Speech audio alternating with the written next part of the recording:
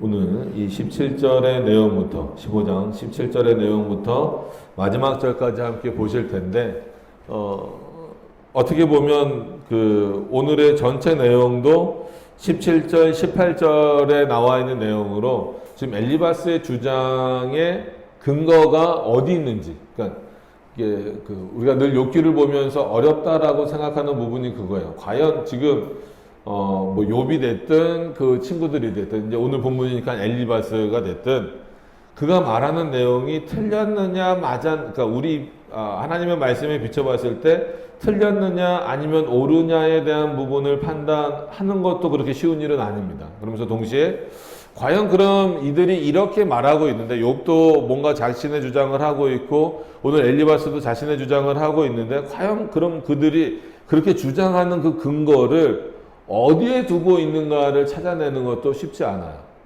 그런 부분들이 이제 좀 어렵습니다. 근데 오늘처럼 분명하게 엘리바스가 입장을 밝히면서 나오는 부분들은 욥기 다른 부분들보다는 오히려 더 쉽습니다. 뭐가 쉽냐면 최소한 엘리바스가 지금 하고 있는 욥을 향하여서 말하고 있는 이 표현의 근거가 어디 있다라고 하는 것은 알 수 있다라는 거예요. 그러니까 친히 이렇게 밝혀주면 좋죠. 그러니까 밝히지 않고 쭉 자기 의견을 얘기하는 경우가 훨씬 더 많기 때문에 그렇습니다. 그럴 때는 과연 이렇게 말하는 의도가 뭘까를 파악하는 것도 중요하지만 그 근거를 지금 어디서 찾느냐를 그 구절 안에서 그 문맥 안에서 찾아야 되는 어려움이 있는데 오늘은 그거보다는 조금 쉽게 표현을 알 수 있어요. 왜냐하면 엘리바스가 자기가 지금 오늘 말하고 있는 논리의 근거를 미리 말해 놓고 있어요. 보시면 압니다. 17절에 보세요. 내가 내게 보이리니 나를 들으라. 그러니까는 이제 네 말만 하지 말고 내 말, 즉 엘리바스 내 말을 들으라 라는 거죠. 이럴 때는 굉장히 자신감이 있는 거예요. 누구로 하여금 상대방에게 아니 말 좀 그만하고 내 얘기를 좀 들어봐라 라고 했을 때에는 자기가 말하고 싶고 자기가 주장하고 싶은 게 있는 거잖아요. 그리고 그 논리에 대한 자신감도 있는 거예요. 아니야 넌 이거 틀렸어. 내가 너 그 논리를 충분히 반박할 수 있어. 이런 어떤 자신감에서 나온 겁니다. 그럼 엘리바스가 이런 자신감을 지금 얻게 된 그 근거가 어디로부터 온 거냐면 18절로 넘어가서 보시면 이렇습니다. 그러니까 본인이 본 걸 설명하겠다라고 이제 17절에 얘기하잖아요. 그러면서 뭘 봤냐면 하나님의 말씀이다 이러면은 그 근거를 어찌됐건 엘리바스는 하나님의 말씀에서 찾겠다라는 거잖아요. 근데 18절은 그러지 않아요. 이는 곧 지혜로운 자들이 그 열조에게서 받아 숨기지 아니하고 전하여 온 것이라. 물론 지혜로운 자들을 하나님을 잘 믿는 자들로 이해할 수도 있겠죠. 그러나 엘리바스의 여러 가지 여태까지 말하고 있는 배경이나 아니면 논리적 근거나 이런 거를 놓고 봤을 때에는 하나님의 말씀을 전혀 모른다 이런 사람으로 말을 할 수는 없지만 지혜로운 자들이다라고 했을 때에는 그리고 그들이 우리들의 열조, 조상들이다라고 말했을 때에는 말 그대로 조상들이 우리에게 쭉 말해주고 있었던 그런 얘기다. 하나님의 말씀이 근거가 아니라는 거예요. 그러니까 예를 들면 이제 아직 8월이긴 하지만 내일이 어떻게 보면 내일이란다. 9월달인데 추석이잖아요. 그리고 그 추석이 이제 8월 15일을 광복절이지만 요걸 기준으로 음력으로 해서 따지는 거잖아요. 그럼 추석 때 되면은 가족들이 모이면 그런 얘기 하잖아요. 우리 할아버지 할머니는 이렇게 사셨다. 그분들은 이런 어떤 한마디로 신조를 갖고 신념을 가지고 살으셨다. 이런 얘기들 할 수 있단 말이에요. 꼭 교회 다니는 사람은 그런 얘기 하면 안 된다. 물론 그분들을 향해서 예배를 드리거나 이런 거는 문제가 아니라 그건 절대로 하면 안 되지만 이제 가족들이 모였을 때 그 집안에 예를 들어서 가풍이나 이런 게 있잖아요. 그럼 우리 집안은 이런 집안이야. 이런 것들을 교육적인 차원에서나 그런 어떤 집안의 흐름들을 계속해서 이제 유지해 가는 차원으로서 말할 수 있는 거예요. 그러니까 저희도 이제 아버지가 얼마 전에 돌아가셨으니까 만약에 추석 때가 되면 아이들 모아놓고 제가 이제 그렇게 얘기해야겠죠. 할아버지는 장로님으로 또 세상에서 또 선생님으로 이렇게 사셨어. 이런 신앙을 가지고 사셨어. 그러니까 우리가 이런 부분들은 참 잘 본받고 뭐 이렇게 해야 돼. 이게 나쁘다라는 말은 아니에요. 나쁘다라는 말은 아닌데 그것이 너무 극대화돼서 특히 믿는 사람들에게 너무 극대화돼서 하나님의 말씀과 하나님의 논리를 뛰어넘어가 버리면 안 되는 거예요. 오늘 엘리바스가 놓치고 있고 엘리바스가 실수하고 있는 부분들은 그거예요. 당연히 자신들의 열조를 존중해야죠. 그거를 무시하면 안 됩니다. 그러니까 착각하는 게 우리가 그리스도인이 되었을 때 착각하는 게 우리의 어떤 신앙의 선조들 아니면 뭐 꼭 신학의 선조가 아니더라도 우리의 어떤 그 조상들을 완전히 그냥 다 무시해 버리는 것 이런 논리로 가서도 안 됩니다. 그죠? 오히려 하나님을 믿으면서 자신의 조상들을 다 부정해버리고, 우리 뭐, 예를 들어서 할아버지, 할머니, 뭐, 증조 할머니, 고조 할아버지, 뭐, 이런 분들은 하나님 안 믿었으니까, 이런 분들의 가르침은 전혀 다 필요 없는 거야. 물론, 어떤 신앙적인 차원에서는 본받은 게 없을 수 있다 하더라도, 일상적인 삶의 모습에 있어서는 그런 교훈적인 내용을 무시해버릴 수는 없다는 겁니다. 오히려, 하나님 앞에 있는 자들이라면 그런 부분들을, 뭐 이렇게 더 중요하게 여겨야 된다라기보다도 그런 가정의 내용들을 더 확고하게 세울 수는 있어야 돼요. 자, 뭐 그 얘기를 지금 오래 할 수는 없고 오늘 이 18절의 내용을 좀 설명드리다 보니까 그랬습니다. 그래서 그러다 보니까 엘리바스는 지금 자기 스스로가 얘기하는 거예요. 지금 내가 너에게 얘기하려고 하는 내용은 뭐냐면 일명 지혜롭다라고 여겨졌던 우리의 열조들이 끊임없이 해왔었던 말을 지금 너에게 하고 싶다라는 거예요. 그러니까 그거죠.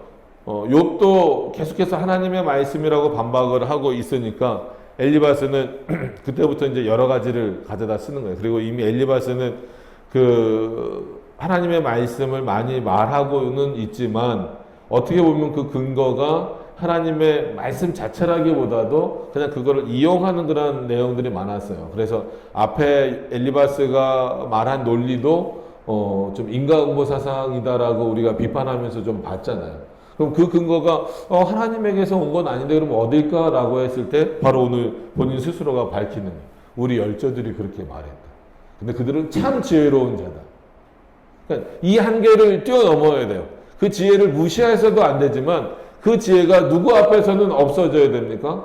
하나님 앞에서는 없어져야 돼요. 그래서 우리가 오늘 고린도전서 이제 읽기 시작했잖아요. 이제 신약 성경은 하나님이 미련하시지 않지만 우리에게 적응하시고 또 우리를 이해하는 표현으로 바울이 썼잖아요. 하나님에게 미련한 것이 인간에게 가장 지혜로운 것보다 하나님의 미련함이 어떻다? 더 뛰어나다. 그 얘기는 뭐예요? 오늘 말씀을 비춰서 보면 인간이 아무리 살아가면서 지혜를 얻고 많은 경험들을 통해서 모든 어떤 그 진리나 지식이나 이런 것들을 많이 쌓았다 할지라도 하나님의 말씀에 비춰봐서 그리고 하나님에 비해서는 그거는 한없이 작은 것. 그리고 심지어는 어떻게 해야 될 것이라는 거예요? 버려야 될 것이다라는 거예요. 그런데 지금 엘리바스는 자신의 논리의 기준을 어디에다 두고 있는 거예요? 하나님의 말씀이 아니라 하나님의 말씀인 것처럼 말하고 있지만 지혜로운 열조들, 지혜로운 자들에게 두고 있다는 거예요. 그래서 18절 후반에도 보면 그 열조에게서 받아 숨기지 아니하고 전하여 온 것이라. 오히려 이거를 자랑스럽게 여기는 거예요. 숨긴다라고 하는 건 뭐예요? 뭔가 이렇게 그들이 말한 거지만 우리 열조들이 말한 거지만 이거는 좀 내가 말하기 쉽지 않다. 왜냐면 이건 내가 잘 못 받아들이겠다. 내 신앙으로서는 이거는 받아들이기 어렵다. 근데 그렇지 않고 난 선조들이 말했기 때문에 하나도 한마디로 가감없이 그대로 너에게 전할 것이다. 지금 이 논리잖아요. 가감없이 전할 수 있는 말은요. 하나님의 말씀 외에는 없습니다. 솔직한 얘기. 그렇죠. 인간이 그 논리를 따라가면 안 되는 거예요. 근데 마치 지혜로운 자들의 논리를 누구의 논리처럼 지금 말하고 있는 거예요. 하나님의 말씀의 논리처럼 표현하고 있는 게 엘리바스의 큰 문제입니다. 거기서부터 나오는 내용이다 보니까 하나님의 말씀인 것 같으면서도 여전히 오늘 본문에서도 어떤 사고가 나오고 거기에 머물러요? 인과응보 사상에 또 머무르는 거예요. 그걸 엘리바스가 조금 다른 형태로 또 조금 다른 예로 한 번 더 설명하고 있는 겁니다. 그런 내용들을 보시면서 비슷해 보이지. 하나님의 말씀과 비슷해 보이지만 이런 게 이제 어렵다라는 거예요. 하나님의 말씀과 비슷해 보이긴 하지만 궁극적으로는 하나님의 말씀에 근거가 있지 않기 때문에 그 인간의 사고에 근거를 두고 있기 때문에 인간의 역사에 근거를 두고 있기 때문에 결국은 그 끝의 내용에서는 하나님의 말씀의 본질과는 달라지는 모습을 보게 된다라는 겁니다. 자, 19절부터 그 내용을 볼게요.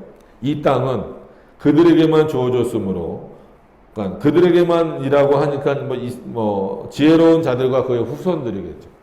그래서 그들 중에 왕래하지 못하였느니라. 이거는 아무도 못 지나갔다 이런 얘기로 이해하시면 안 되죠. 그죠? 왕래하려면 뭔가 이렇게 그 거래도 있어야 되고 거기 머무르는 일이 있어야 되고 이런 건데 그럴 수 없었다라는, 한마디로 이방 사상이 들어올 틈이 없었다 이런 내용들이에요. 그러니까 이거는 더 근거가 확실하다 이거죠.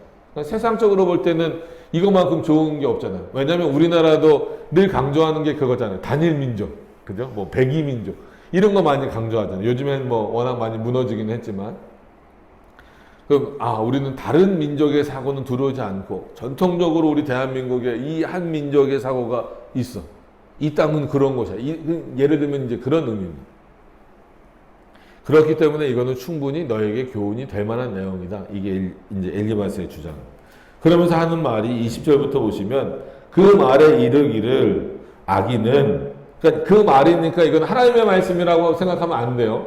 어디가 근거예요? 지혜로운 자들의 논리에 근거하면 악인은 그 일평생에 고통을 당하며 강포자의 횟수는 작정되었다. 이미 정했다. 이거는 하나님이 작정하셨다라는 것과는 조금 다르죠. 한글 번역은 뭐 이렇게 됐다 할지라도 그거는 정해졌다. 왜냐하면 어떤 차원에서 정해졌다라는 의미냐면 그들은 결국 망할 것이다. 이런 차원의 어떤 결론을 알 수 있다. 이런 차원의 작정을 의미하는 겁니다. 그래요. 지금 세상에서도 이렇게 말하잖아요. 그래, 악인은 결국은 자기가 악한 일 한 것만큼 당할 수밖에 없어.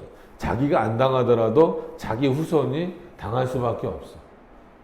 이게 세상의 논리잖아요. 그리고 그렇게 되기를 바라잖아요. 그래서 권선징악이라는 표현이든지 아니면 인과응보라든지 이게 우리 사고에는 딱 맞는 거예요. 그래야 될 것 같고 그러길 원하고 그렇게 되길 바라는 거예요.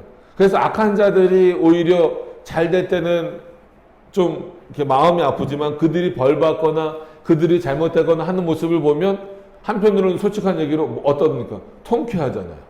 그래서 뭐 드라마나 영화나도 보면 여러분 뭐 액션이든 아니면 어떤 추리극이든 그런 게 대부분 그 바탕에 깔려져 있는 논리는 뭐예요? 권선징악이고 그 다음에 인과응보잖아요.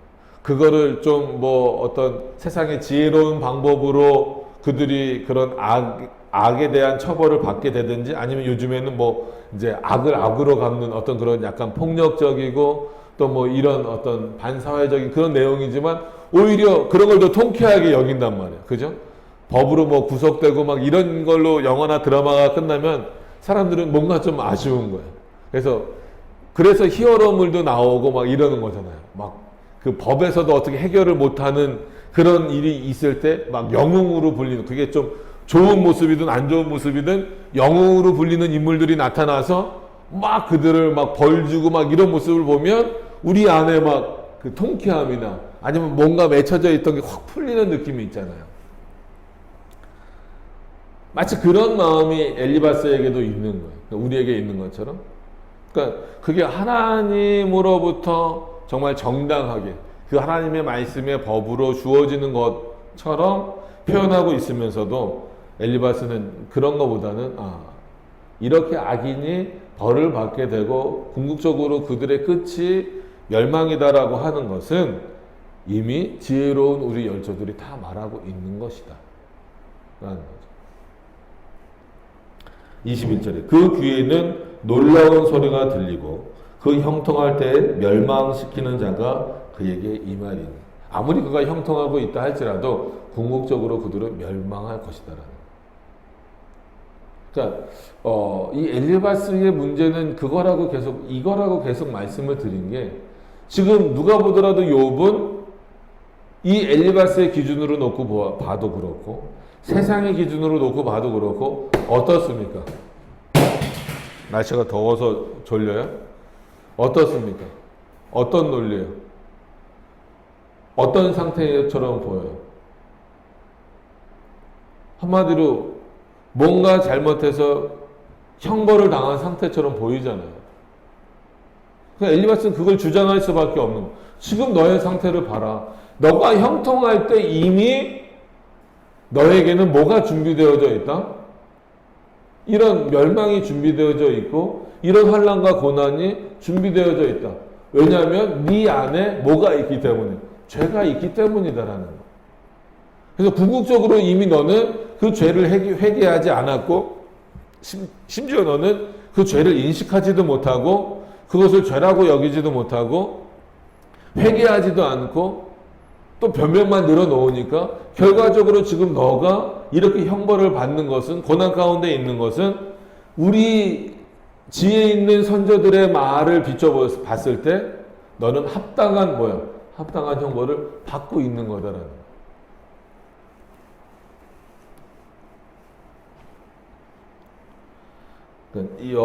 이게 이제 엘리바스 논리의 함정이죠. 그가 어두운 데서 나오기를 바라지 못하고 칼날의 기다림이 되느니라. 그러니까 엘리바스가 계속 그 욥에게 회개를 요청하잖아요. 그죠? 회개할 것을 요구하고. 근데 욥은 회개하지 않습니다. 그죠? 물론 나중에는 한다 할지라도. 회개한다 할지라도 돌아오질 못해요. 그러니까 엘리바스는 봐라. 지금 너는 계속 변명만 늘어놓지. 너가 그 어두운 가운데서 나오려고 뭘 노력했느냐. 그러니까 보여지는 것만 요구하는 거죠. 그러니까 욥도 물론 자신의 모습을 온전히 잘 못 깨닫는 모습도 있지만 엘리바스도 이런 차원에서는 굉장히 문제가 있는 거죠. 그는 유리하며 식물을 구하여 이르기를 어디 있느냐 하며 흑암의 날이 가까우기를 스스로 아느니라. 그러니까 너도 스스로 말한 것처럼 지금 이게 3인칭처럼 표현되어 있지만 이게 지금 다 누구를 빗대서 얘기하고 있는 거예요? 욥을 빗대서 얘기하고 있는 거예요. 욥이라고 직접 여기서 표현하지 않아도 그럼 이렇게 유리하는 자, 어두움에 있는 자, 자기가 흑암의 날이 가까워 오는 것을 스스로 알고 있는 자, 이게 다 지금 누구예요? 욥을 빗대서 얘기하고 있는 거잖아요. 봐라, 지금 너 상태를 봐. 너 지금 유리하고 있잖아. 유리한다는 게 뭐예요? 한 자리에 있지 못하고 지금 방황하고 있잖아. 그리고 식물을 구하지만 먹고 살려니까 식물을 구하지만 그게 예전처럼 그렇게 너가 형통할 때처럼 그렇게 쉽게 얻을 수 있는 거 아니잖아. 지금 그 얘기를 하고 있는 거예요. 그리고 너 스스로도 앞에서 말했잖아요. 그죠? 욥도 계속해서 나에게 죽음이 몰려오는 차라리 나는 죽고 싶다. 나는 흑암에 들어갈 것이다. 음부에 들어갈 것이다. 이미 욥이 다 했던 말이잖아요. 그러니까 그래, 네가 말한 대로 너에게 지금 흑암이 가까이 오고 있다. 그거를 내가 말하지 않아도 너 스스로가 이미 알고 있다라는 거예요. 그러면 이제라도 어떻게 하라는 거예요? 회개하고 돌아오면 하나님이 받아주시지 않겠느냐. 그러니까 이게 참 어려운 게 이해하기 어려운 부분이 뭐냐면 회개하고 돌아와야 되는 거는 당연한 거예요. 그죠? 근데 회개하고 돌아오라는 그 논리를 어디서부터 끌고 온 것이 잘못이라는 거예요? 열조들로부터 끌고 온 것이 잘못이라는 거예요.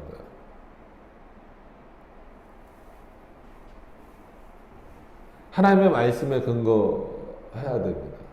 어떤 것들을 판단할 때, 우리가 삶에 있어서 여러 가지 부분들을 판단할 때 마찬가지예요. 우리도 살아가면서 환난이나 고통이나 이런 것들 당할 때가 있어요. 그죠? 그리고 뭐 어떤 어려움이나 뭐 심지어는 죽음이나 이런 것들이 처해 있을 때는 사람들은 환경을 보게 되고 그 환경에서 뭔가를 자꾸 찾으려고 해요.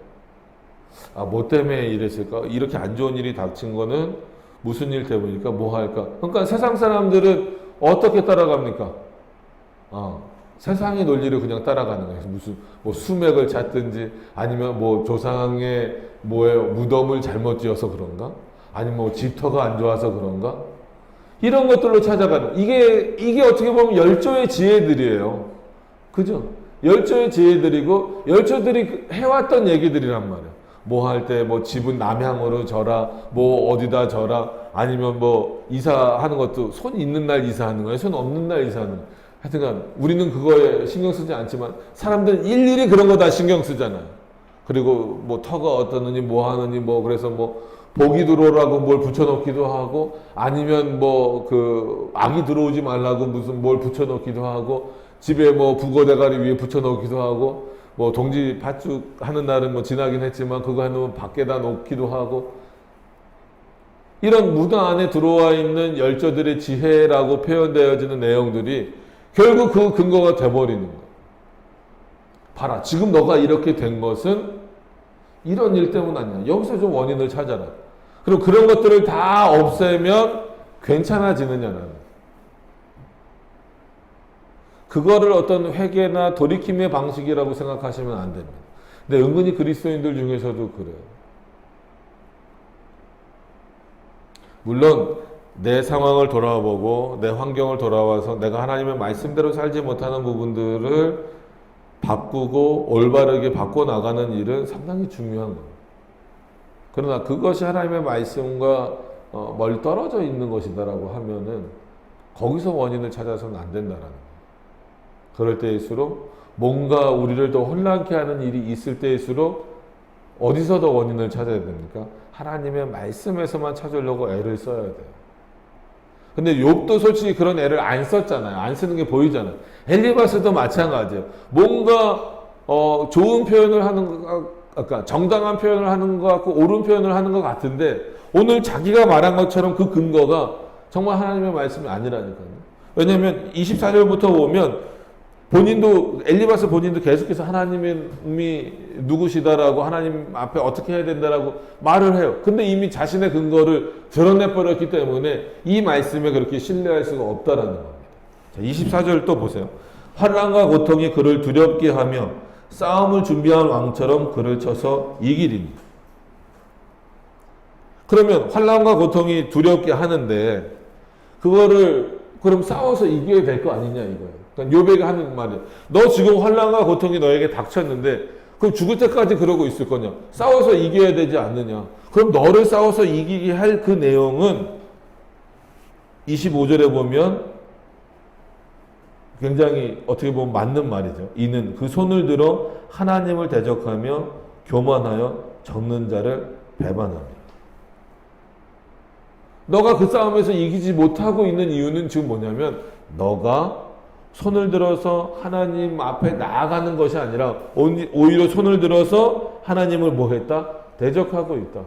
그리고 하나님 교만하여져서 전능자를 어떻게 하고 있다? 배반하고 있다.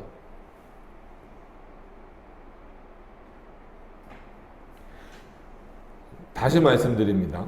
25절의 말씀 자체만 놓고 보면 이 말씀은 맞아요, 틀려요? 우리가 늘 생각해야 되는 말씀이 아니에요. 그렇죠. 혹시 내가 정말 손을 든다라는 건 뭐예요? 자기 주장이잖아요.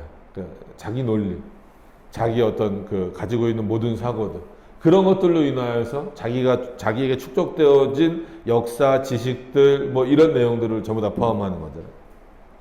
그렇게 손을 들어서 우리는 하나님 앞에 손 들고 나간다라고 했을 때는 겸손의 모습으로 나가야 되는 게 사실이잖아요. 근데 그 모습이 아니고 한마디로 이의를 제기할 때도 손을 들잖아요. 그러니까 나는 하나님 앞에 아무것도 없습니다 라는 차원에서 손을 들 때도 있지만 그건 좀 아닌 것 같은데요 할 때도 손을 드는 거랑 마찬가지예요.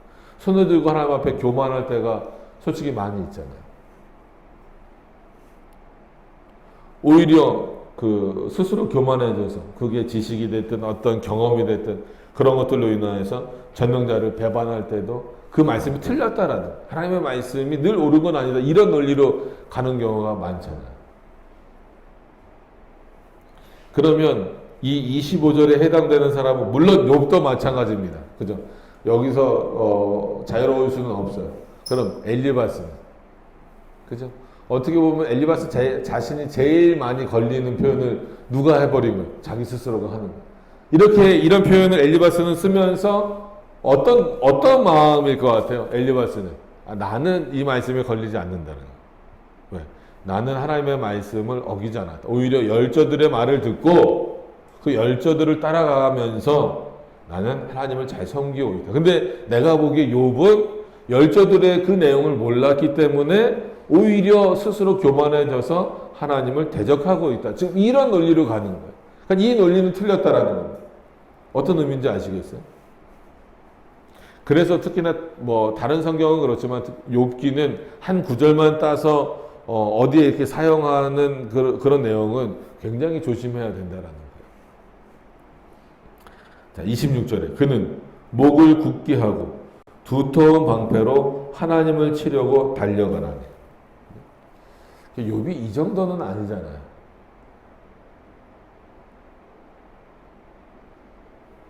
근데 이런 어떤 자들이 많다라는 것은 뭐 부정할 수는 없어요. 지금도 여전히 그런 자들은 많으니까.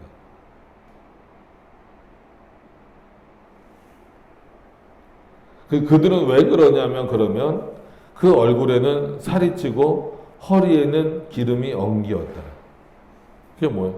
정말 진짜 배부르고 등 따숩고 하니까 이제부터는 하나님의 은혜보다는 자기가 좋아하는 것, 자기가 누리고 싶은 것 거기에만 푹 빠져 사는구나. 그러니까 세상의 즐거움을 완전히 버리라는 얘기는 아닙니다. 하나님이 인간에게 주신 어떤 그런 뭐 먹을 때 즐거움 아니면 뭐 어떤 부부 사이의 그런 즐거움, 친구 사이의 즐거움, 세상에서의 어떤 그런 유희들 이런 것들을 다 부정하시지는 않는 그런 것들을 다 하지 말라는 말씀은 아니에요. 그러나 그런 것들의 마음을 완전히 빼앗겨서 하나님의 말씀으로부터 멀어지기 시작하면 그거는 또 하나님의 말씀으로부터 멀어지는 원인이 되는 겁니다. 심지어 어떤 의미에서 보면 우리가 지금 욥기를 계속 보면서 여러분들이 확인하셔야 될 것은 뭐냐면 그냥 아빠를 봐. 성경을 보려고 하지 말고. 뭐냐면 특히나 욥도 그렇고 그의 친구들도 그렇고 나름 계속해서 하나님에 대해서 말하고 있다라는 거예요. 그 얘기는 솔직한 얘기로 이 당시를 비춰봐도 이 당시에 다른 사람들에 비해서 어쨌거나 욥과 그의 친구들은 하나님에 대한 지식이 어때요? 풍성한 건 사실이에요. 그러니까는 그것이 올바른 지식이다 아니다 이런 것들을 다 떠나서 하나님에 대해서 말할 수 있는 그 내용이 정말 많은 사람들이에요. 그래서 지금 예를 들어서 말하면 욥과 친구들이 있다면 욥을 여기다 세워놓고 하나님 누구신지 한번 설명해 주세요라고 말하면 아마 거침없이 몇 시간 며칠이라도 말할 수 있는 인물일 거예요. 그렇죠. 그럼 엘리바스는 안 그럴까요? 우리가 지금 쭉 봐온 대로 엘리바스도 그 논리가 어떻든 간에 엘리바스 당신이 생각하는 하나님에 대해서 한번 여기서 우리에게 알려주십시오라고 말하면 엘리바스 또한 욥 못지않게 엄청난 얘기를 쏟아놓을 수 있는 인물이에요. 그럼 빌닷과 소발은 뒤처질까요? 그렇지 않다고 봐요. 빌닷도 충분히 하나님이 누구신지에 대해서 말할 수 있어요. 소발도 하나님이 누구신지에 대해서 말할 수 있는 인물이에요. 4명 다 그래요.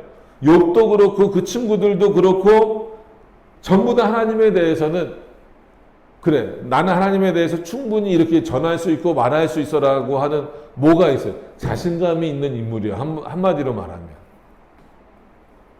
근데 왜 그들이 말하고 있는 논리들이 하나님 앞에서 정당성을 얻지 못할까요? 엘리후가 나중에 비판을 하는 내용도 그 내용이고 나중엔 이제 하나님이 직접 등장을 하시잖아요. 그거는 뭐 육신의 모습을 가지고 등장하신다는 건 아닙니다. 그랬을 때 왜 이런 앞에 있는 논리들을 그들이 말했던 것을 하나님께서 이제 욥기 후반부에 30장 후반부부터 아주 그렇게 강하게 비판하시는 게 뭘까? 왜냐하면 욥이 설명하는 하나님, 엘리바스가 설명하는 하나님 언뜻 듣기에는 우리가 비판하기 쉽지 않아요. 다 맞는 것 같아요. 오늘 논리도 오늘은 그래서 설교 초반에 말씀드린 대로 특히나 18절에서 자신의 논리를 어디서부터 가지고 왔다라고 했기 때문에 우리가 그 안경을 끼고 보고 있으니까 엘리바스의 문제점이 그나마 조금 보이죠.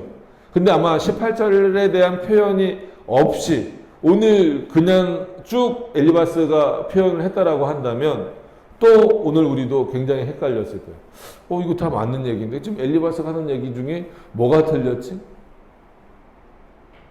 계속 말씀드리지만 어떤 하는 말 자체가 틀리지는 않을 수 있어요. 그냥 그가 갖고 있는 사고, 그가 갖고 있는 논리가 과연 하나님 앞에 정당하냐, 그리고 그 하나님의 말씀으로부터 출발하고 있느냐, 이거를 찾아내는 게 쉽지 않아요. 왜냐하면 앞에 있는 저도 그래서 늘 조심스러워요. 혹시 내가 말씀을 전할 때, 제가 말씀을 전할 때 이게 왜냐하면 그래도 나름 신학을 20년씩 하다가 20년이 넘게 하고 특히나 개혁신학을 그렇게 하다 보니까 이제 솔직한 얘기로 누가 예정론을 설명해 달라, 삼일체를 설명해 달라 그러면 굳이 이제는 어떤 자료가 없어도 뭐 진짜 한두 시간 이상씩 설명할 수 있는 정도가 됐어요. 그러다 보니까 저도 모르게 어느 순간에는 말씀을 준비하는 게 등한시 될 수도 있고 어떤 것을 준비할 때 이건 뭐 수도 없이 했었던 내용인데 하고 그냥 할 때도 있어요. 그러다 보면 자칫 인간이기 때문에 내 생각이 나도 모르게 들어갈 때가 생긴다라는 거죠. 그랬을 때는 논리가 하나님의 말씀을 내가 지금 말하고 있으면서도 논리가 하나님의 말씀에 근거라기보다는 내 경험, 내 배경 이런 것들이 많아질 때가 있어요. 성도들도 마찬가지입니다. 오히려 초신자 때는 난 잘 모릅니다. 난 모르니까 이런 거 잘 몰라요. 그냥 들을래요. 오히려 이러지만 뭔가 이렇게 좀 들어서 알 시기가 될 때에는 그때부터는 이건 이런 거예요. 이건 저런 거예요. 지금 뭐 예를 들어서 오늘 설교는 이렇게 설교해야 되는데 이건 뭐 잘못된 거예요. 판단하기 시작하는 거예요. 다른 사람의 모습을 보면서도 오히려 본인 스스로가 믿음이 연약하다라고 느끼고 믿음이 아직 없다라고 느낄 때에는 내가 뭘 다른 사람을 판단합니까? 근데 엘리바스 정도 되니까 누구를 이제 비판하고 판단하러 오는 거예요? 욥을 비판하고 판단하러 오는 거예요. 빌닷 정도 되니까 소발 정도 되니까 욥을 비판하고 판단하러 오는 거예요. 그럼 그런 비판을 물론 다 수용해야 된다는 건 아니지만 욥이 수용하지 못하는 이유는 뭡니까? 욥도 나도 너네들 정도 안다라는 거죠. 그런 모습을 하나님이 기뻐 보시겠느냐는 거예요. 그러니까 엘리바스 논리는 그런 내용입니다. 오늘은 그래서 27절에도 아까 읽었지만 그 얼굴에는 살이 찌고 허리에 기름이 엉기고 이러면 하나님 생각하겠느냐 이거. 그는 황무한 서금 사람이 살지 아니하는 집 돌 무더기가 될 곳에 거하였습니다. 그죠? 지금 딱 누가 거기 거하고 있는 거야? 욥이 거기 거하고 있죠. 너가 아무리 형통할 때는 너 얼굴이 정말 살이 찌고 허리에 기름기가 엉켜서 하나님을 치려고 달려가는 모습이었지만 결국 네가 좀 이렇게 되지 않았느냐? 이렇게 됐다면 너는 분명히 하나님 앞에 죄인이고 인과응보로 넌 이렇게 된 것이다. 이 논리로 지금 엘리바스는 계속 끌고 가는 거예요. 그는 부유하지 못하고 재산이 항상 있지 못하면 그죠? 그 산업이 땅에서 증식하지 못할 것입니다. 악인은 결국 이렇게 된다. 너만 봐도 안다. 근데 어떤 면에서는 그렇게 또 이게 맞다라고 볼 수는 없어요. 우리가 아까 말씀드린 대로 뭐 영화나 드라마를 보면서 솔직히 통쾌하다라고 생각하는 것은 세상에서는 실제로 그런 일이 별로 없기 때문에 그렇잖아요. 오히려 악인이 더 잘 되고, 그죠? 악한 사람들이 뭔가 더 세상의 권력을 얻는 것 같고. 그러니까 드라마나 영화에서라도 대신 해주는 게 그냥 속 시원함을 느끼는 정도일 뿐이지 세상은 여전히 바뀌질 않아요. 아마 예수님이 다시 오실 때까지 그런 내용은 바뀌지 않을 거예요. 그러니까 그것만 보더라도 단순히 인과응보는 세상에서 그렇게 됐으면 좋겠다라는 원리지 하나님이 말씀하시는 내용은 아니다라는 것을 기억하셔야 돼요. 그럼 하나님은 악인을 내버려 두시느냐? 그건 아니죠. 오해하시면 안 됩니다. 그럼 하나님 오히려 인과응보가 좋은 거 아닙니까? 하나님의 말씀에도 더 맞는 거 아닙니까? 저 악인들 왜 저렇게 내버려 두십니까? 우리는 잘 몰라요. 그러나 하나님은 악인을 내버려 두시지 않아요. 단적인 예를 들면 오히려 그런 어떤 힘의 권력을 갖고 있는 사람들은요, 그 권력이 높아지면 높아질수록 뭐가 더 많습니까? 그를 보호하려는 인물들을 더 많이 세우는 거예요. 예를 들면 대통령으로만 비유를 하더라도 뭐 어느 대통령을 특정지어서 말하려는 건 아닙니다. 그가 대통령이 되기 전에는 편하게 생활하는 거예요. 어딜 가도 자기 마음대로 갈 수 있죠. 가족들끼리도 갈 수 있죠. 자기 혼자서도 갈 수 있죠. 근데 대통령이라고 하는 어마어마한 그 권력의 위치에 올라갔을 때는요, 혼자 자유롭게 못 다닙니다. 일일이 다 통보해야 돼요. 그럼 그게 보기에는 화려해 보이고 막 옆에 수행원들이 있고 경호원들이 있으니까 좋아 보이지만 쉽지 않아요. 말 그대로 뭐 예를 들면 저 같은 경우도 뭐 음료수 하나 먹고 싶다. 그러면 여기 세븐도 있고 저기 CU도 있어요. 그럼 그냥 내가 가서 사 먹으면 돼요. 근데 만약에 제가 대통령이다 그러면 누가 사다 주든지 아니면 저기 하나 저 슈퍼 하나 가려고 하더라도 거기다 다 뭐 해야 됩니까? 통보해야 돼요. 그래서 미리 사전에 그 동선도 확인해야 되고 다 짜놔야 되고 그럼 경호는 어떻게 할 것인지. 그리고 옛날 왕들 보세요. 왕 잠잘 때 밖에서 누가 다 지키고 있어요. 신하들이 다 지키고 있잖아요. 사람들이 한편으로는 부러울 거예요. 아, 내가 잠자는데 이렇게 지키고 있거든. 그럼 왜 지킬까요? 그걸 부러워만 하지 말고 왜 지킬까요? 그만큼 죽음의 위협에 있는 거예요. 실제로 얼마 전에 일본 아베 총리 총 맞아 죽는 거 보세요. 그가 일반인이었으면 물론 요즘엔 일반인도 그렇게 되는 경우가 있긴 하지만 일반인이었으면 그런 위험에 오히려 노출이 덜 되겠죠.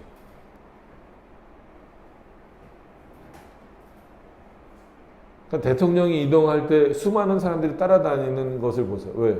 그만큼 위협에 많이 노출되어 있습니다.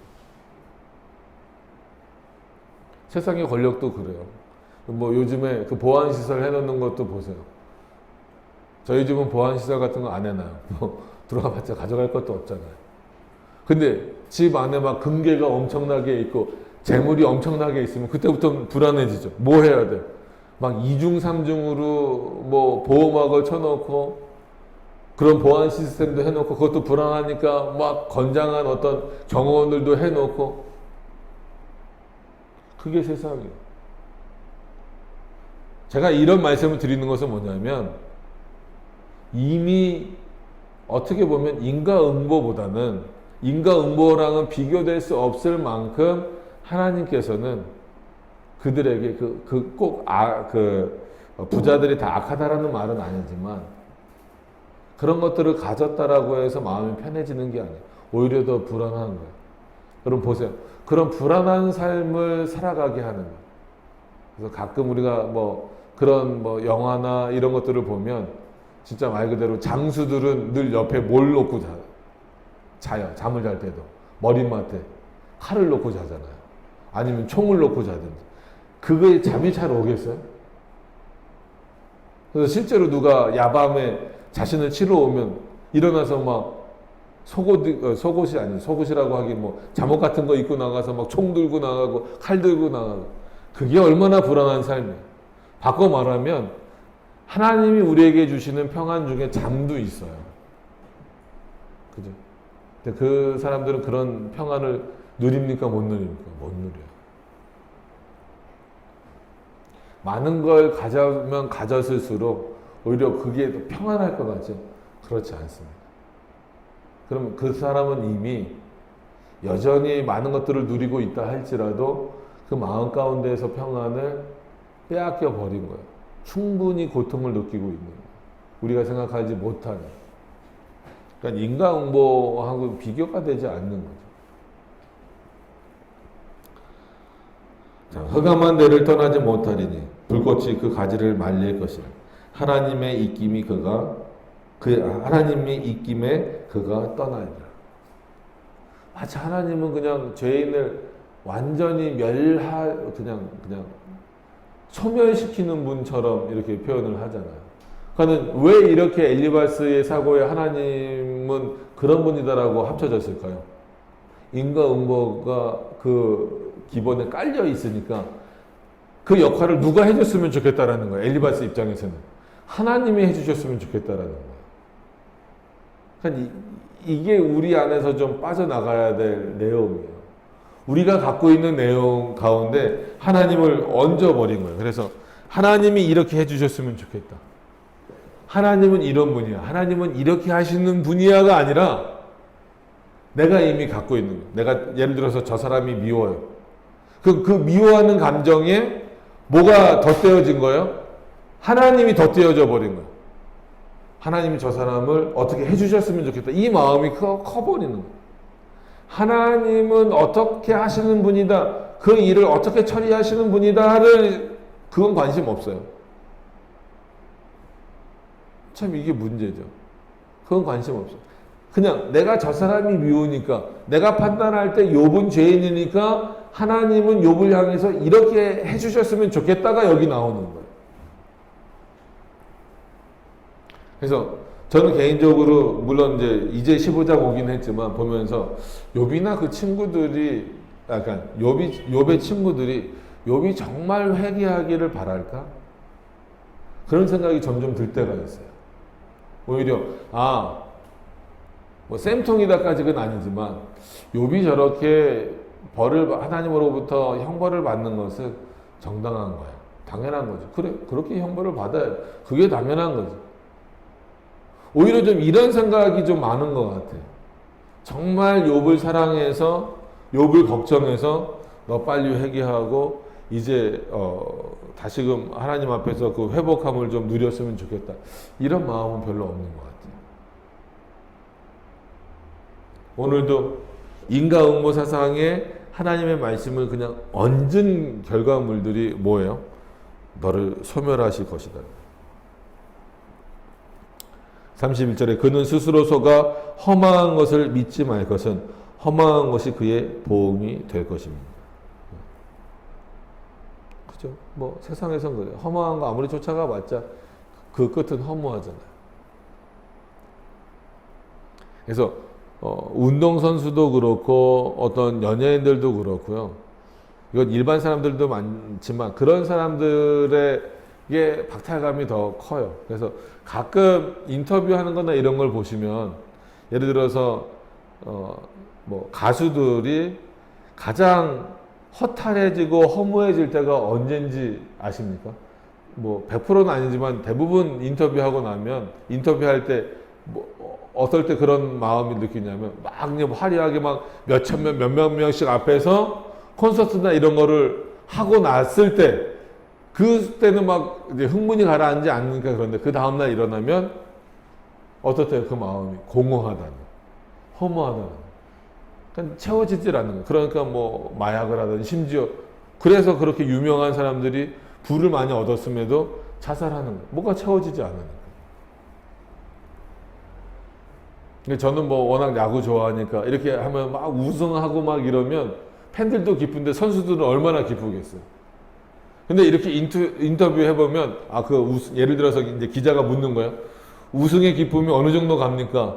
그럼 뭐 우승의 기쁨은 뭐 며칠 가요. 하지만 솔직히 어떤 선수들은 하루 이틀 지나면 좀 공허하다는 거예요. 정말 그거를 위해서 1년 내내 열심히 땀도 흘리고 모두 훈련을 겪으면서 막 어려움을 겪으면서 우승을 했는데 우승만대를 딱 손에 꼈을 때 막 너무 기쁘고 온 세상을 다 가진 것처럼 여기는데 하루 이틀 지나니까 지금 내가 뭐 하고 있나? 내년에 이걸 또 똑같은 걸 반복해야 되나? 이런 허망함이 있는 거예요. 공허함이 있는 거예요. 여러분 세상은 다 그렇습니다. 학생들은 열심히 공부해서 만약에 서울대 딱 들어갔어요. 합격하는 그 순간에 막 정말 환희에 차겠죠.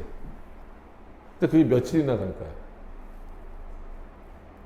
한번 여러분들 저도 그렇지만 여러분들 스스로 한번 생각해 보세요. 세상에서 얻는 거는요 일시적인 거예요. 맛있는 걸 먹어도 그 순간에 아 정말 맛있다. 야, 어떻게 난 이건 먹어보지도 못한 맛인데 너무 맛있다. 그 순간이죠. 근데 그런 허망함에 노출돼 있는 게 우리의 모습이라는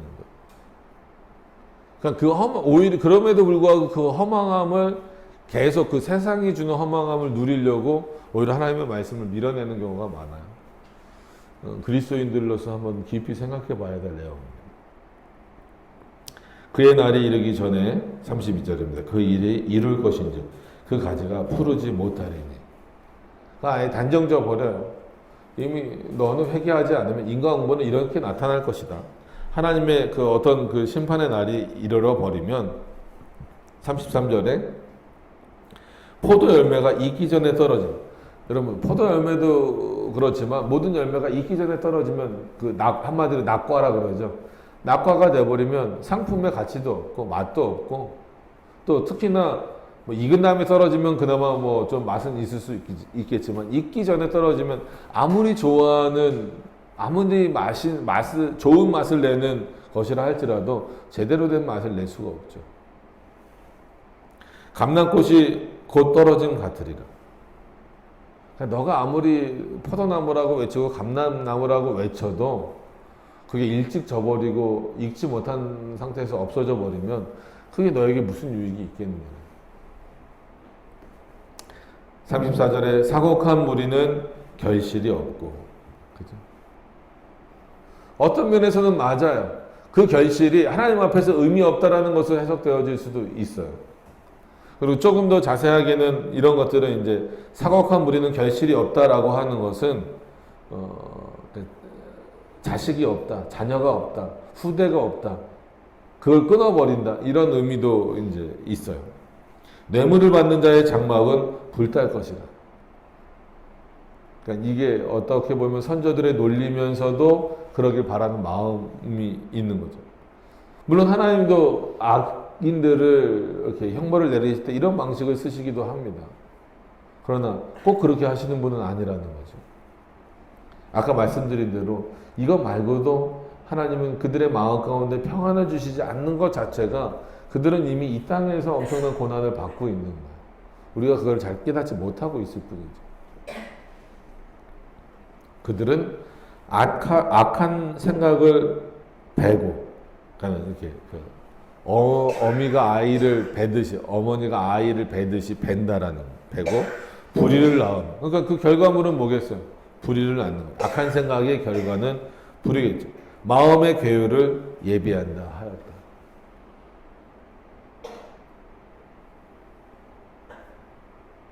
그러니까 이런 어떤 뭐 25절부터 나오는, 어떻게 보면 뭐 24절부터 나오는 35절까지의 표현은요, 이사야서나 시편이나 이런 데서도 비슷하게 많이 나와요. 그러나 이사야나 시편을 기록한 인물들은 그것의 근거를 어디다 두고 있는 거예요? 하나님의 말씀에 두고 있는 겁니다. 비슷한 표현이라 할지라도 그 근거가 하나님의 말씀이냐 아니냐에 따라서 우리가 이해하고 받아들이는 그 기준과 그 내용은 전혀 다를 수밖에 없다라고 하는 거예요. 오늘 엘리바스의 논리는 어디에 머물러 있습니까? 인과응보에 머물러 있어요. 그러니까 이게 뭐가 문제가 되냐면 하나님도 인과응보에 머물르신 분으로, 그리고 그 인과응보가 반드시 하나님의 역사에서 나타나야만 되는 것으로 이해하게 된다는 거예요. 이거를 참된 신앙이라고 생각하는 경우가 많아요. 그래서 그렇게 되지 않았을 때는 하나님께 대해서 원망하는 거예요. 왜냐면 우리도 그래요. 자, 거의 다 끝났어요. 잠깐만 한 5분만 집중하세요. 눈 뜨고. 우리도 그래요. 우리가 신앙이라고 착각하는 부분 중에 인과응보, 즉 악인은 벌을 받고 의인은 복을 받는다, 이 사고가 오히려 신앙적 사고라고 잘못 가지고 있으면 나는 의인인데, 나는 그래도 하나님 앞에 한마디로 복받을 일들을 했는데 왜 나한테는 복을 안 주지? 이런 내용도 원망의 내용이 될 수 있고, 반대로 저 사람은 악인인데 믿지 않는 사람들은 왜 저렇게 잘 되지?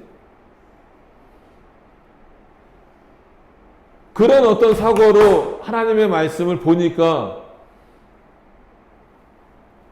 하나님은 그렇게 하신다면서 실제 상황은 그렇게 되지 않으니까 왜 이렇지? 그러고 오해하는 거예요. 이게 문제라는 걸 못 깨닫는 게 참 안타깝다라는 거예요. 내 사고를 가지고 하나님의 말씀을 껴맞추지 마세요. 성경에서도 의인은 복 주시고 악인은 벌 받는다. 당연히 그렇게 말하죠. 그거는 하나님께서 하시는 말씀이에요. 인과응보가 아니라 하나님 앞에 의로운 자들은 그 영혼을 받으시고 악한 자들은 벌하신다는 거예요. 예정론의 핵심적인 내용을 세상에서 가지고 있는 인과응보 사상으로 끌고 오지 마세요. 의인은 궁극적으로 어떻게 된다는 거예요? 하나님의 나라에 들어가는 거예요. 악인은 어떻게 된다는 거예요? 궁극적으로 어떻게 되는 겁니까? 지옥에 간다라는 거예요. 그게 하나님의 말씀이에요. 인과응보가 아니고.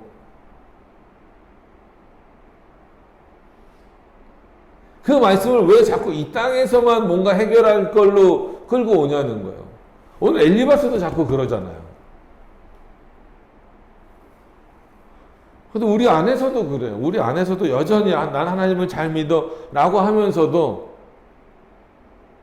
나는 이 정도 하나님을 섬겼으니까 뭘 자꾸 받아야 된다고 생각을 하고 저 사람들은 하나님을 잘 안 섬겼으니까 그럼 어쩌란 말이에요. 안 믿는 사람들은 다 망해야 됩니까? 요번 홍수 났을 때 다 떠내려가서 죽었어야 돼요? 이게 무슨 논리인지 모르겠어요. 저도 일본 좋아하지 않지만 일본 쓰나미 났을 때 그렇잖아요. 그거 벌써 10년이 다 되어오는 얘기지만 10년이 넘는 일본 쓰나미 났을 때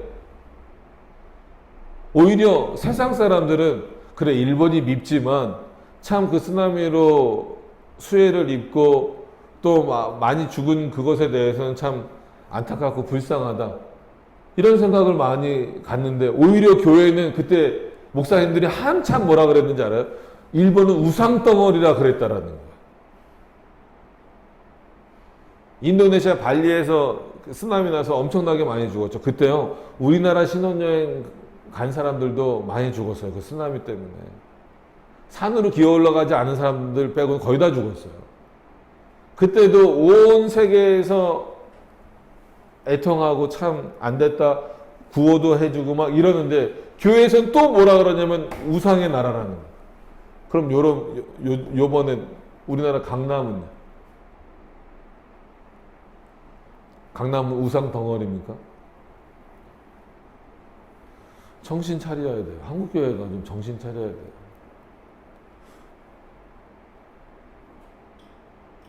어떻게 그렇게 말도 안 되는 신앙을 갖고 있습니까?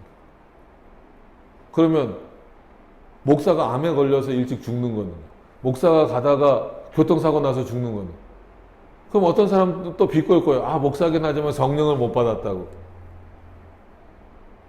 어디서 그런 말도 안 되는 얘기를 합니까? 믿음이 없는 거라고.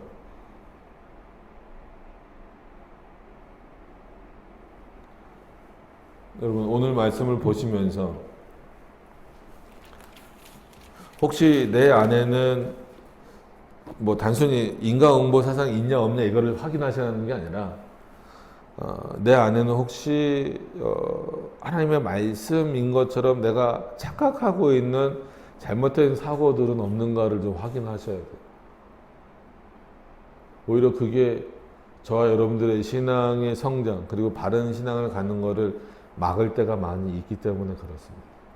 한번 깊이 생각해 보셔서 엘리바스가 실수하고 있는 실수를 우리도 범하지 않도록 그렇게 하실 수 있기를 바랍니다. 우리 기도하도록 하겠습니다.